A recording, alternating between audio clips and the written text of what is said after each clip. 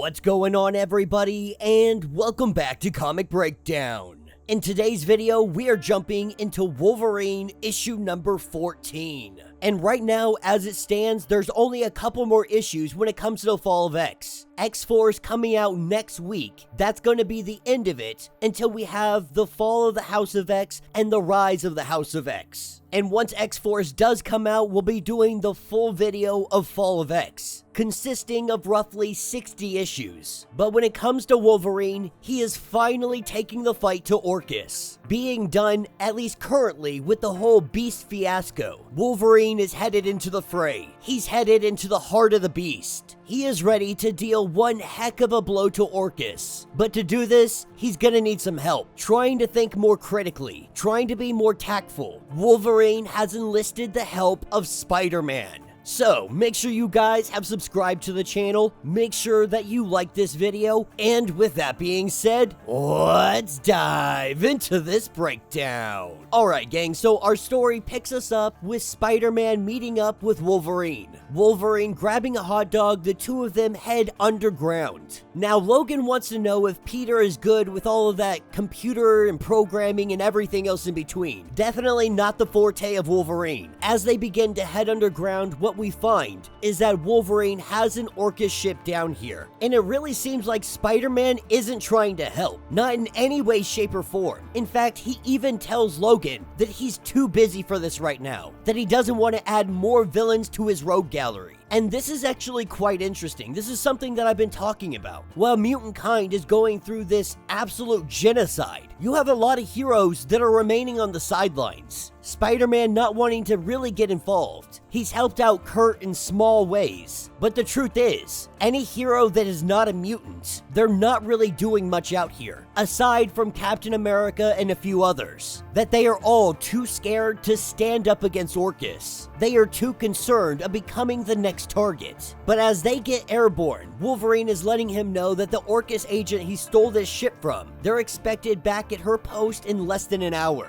And so what Wolverine wants to do is try to sneak up onto the ship, make Orchis believe that this is the agent that is supposed to be coming in. This will give them an opportunity to get to the Orchis bloom. What Wolverine wants to do is get inside and take down their firewall, to cut their security channels, hack their systems, and offload any data that might be valuable to mutant kind. As they arrive at the station and they give their codes. Once they confirm that the code is good, this will link them to the system. That's where they download as much as they can, as fast as they can. But as the door opens up, what we see are 2 Orchis jets and 2 Sentinels. These Orchis jets are being piloted by the robotic Wolverines that Orchis created. Within a split second, this turns into a battlefield. Wolverine was desperate. Orchis destroyed his country, wiped mutant kind off the face of the earth. He has been on the run for months, and he is sick and tired of running. He is sick and tired of making small gains, of not dealing a real blow to Orchis. And so when he stole this Orchis ship, this felt like his opportunity. But now he thinks maybe he's gone and blown this chance. With the ship taking heavy damage, the hull begins to crack.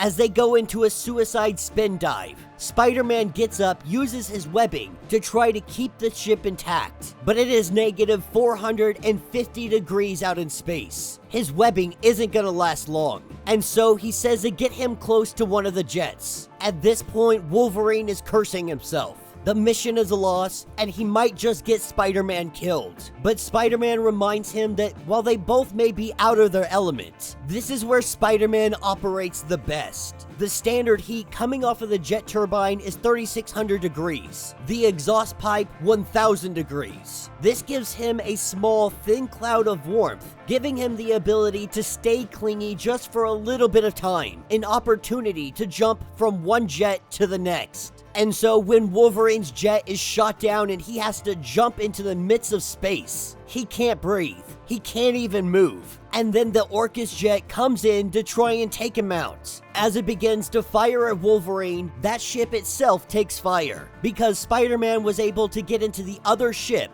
web up the Orchis agents, the Wolverine machine, and take control of the ship himself. This is when he picks up Wolverine, opening up the hatch and bringing him inside, knowing that they gotta get out of here. They hightail it for the surface of Earth. They're gonna drop out of the ship, but they're gonna let the ship continue on autopilot. Let Orchis chase it down while they make their getaway, with Spider-Man picking up Wolverine. Struggling, but he picks up Wolverine. He opens up the hatch and the two of them take off. But when they take off, we do see that the Wolverine machine was able to break free, with Spider-Man and Wolverine making it down to one of the buildings. This is when Spidey's spider senses start to go off, because standing behind him is not only a Sentinel, but also the Wolverine machine.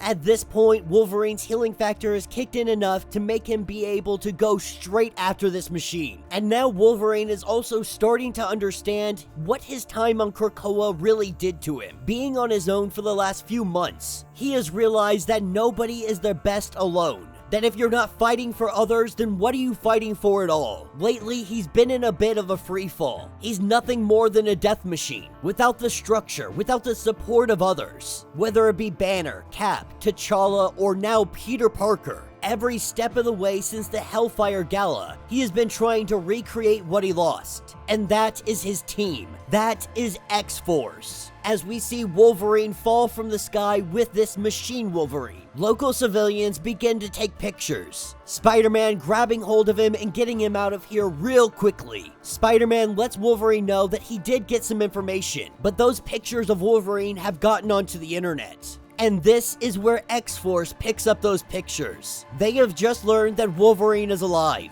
so they are gonna fire up the Bluebird, and they're gonna go get themselves a Wolverine. And that will be the end of this issue.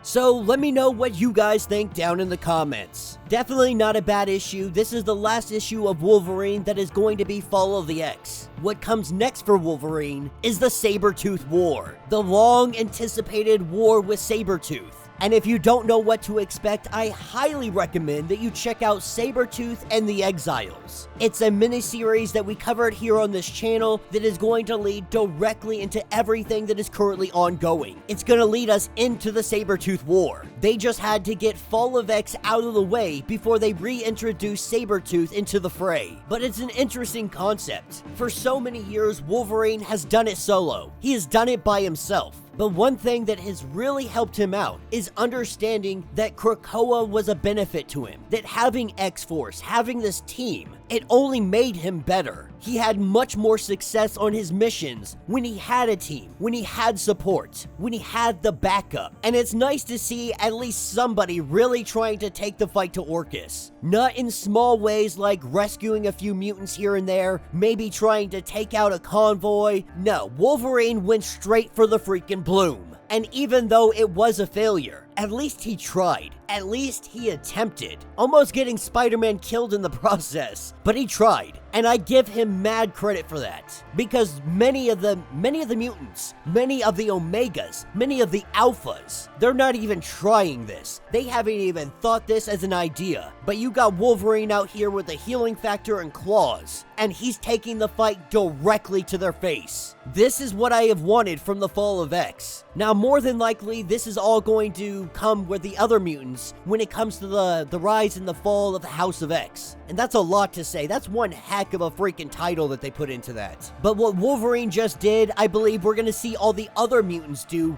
finally. Storm gonna be returning. We're gonna have, Captain America and the Unity Squad. All of the X-Men are finally on the same page. It looks like we're gonna get a full-on frontal assault. But Wolverine has definitely been one of my favorite comics when it comes to the Fall of X. One of the few mutants that is actually out here trying to do something. Even though it did take him a little bit, but he was dealing with Beast, and that's a whole problem in itself. A problem that we know is going to be returning eventually. But let me know your thoughts, let me know your theories. If you would like to get completely caught up on everything going on with this series, go ahead, check out the link in my description as well as the top of this video. It'll get you completely caught up on everything going on with this series. If you would like to support the channel, you can always do so by joining the channel membership. Much like Patreon, having multiple different tiers, from $1 to $50, from loyalty badges to comics every single month. Not only are you helping helping out the channel tremendously, but you are getting tons of perks in the process. Now, if you're unable to do this, do me a favor, subscribe to the channel, like this video, hit that notification bell, and with that being said, until the next breakdown.